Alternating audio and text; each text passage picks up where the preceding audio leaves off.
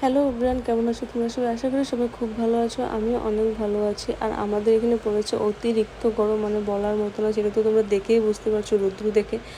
কিন্তু কিছু করার নেই, যেহেতু আমরা সপ্তাহে একদিন ছুটি পাই দুজনেই, সেই জন্য আমাদের যেটা কাজ সেটা তো করতেই হবে হাজার গরম হলেও।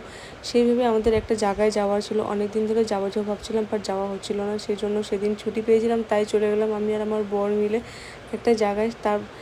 বেরিয়ে আমার বর এটিএম থেকে টাকা উঠে বললাম অটোতে, কারণ হেঁটে যাওয়ার মতো শক্তি ছিল না, সম্ভবও ছিল না, এত রৌদ্র। সেই জন্য ফাইনালি পৌঁছে গেলাম স্টেশনে।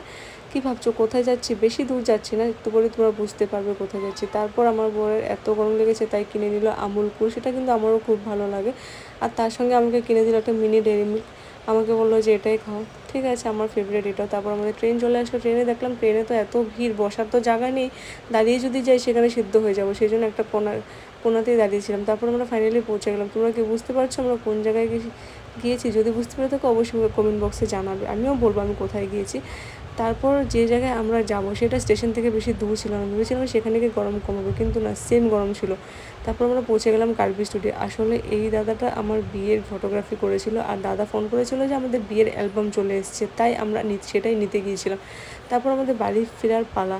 আমরা গিয়েছিলাম বোকাজান। তোমরাও যদি তোমাদের অকেশনের জন্য দাদাকে বুক করতে চাও, আমাকে কমেন্ট বক্সে জানাবে, আমি সেখানে তোমাকে দাদার অ্যাড্রেস দিয়ে দেবো। আজকের ভিডিওটা আমি এখানেই শেষ করে দিচ্ছি। আর বিয়ের অ্যালবামে কী কী ফটো ছিল, আমাদের কীভাবে শ্যুট হয়েছে, আমি সব তোমাদেরকে নেক্সট ভিডিওতে দেখাবো। সো বাই বাই এভরিওয়ান, সবাই খুব ভালো।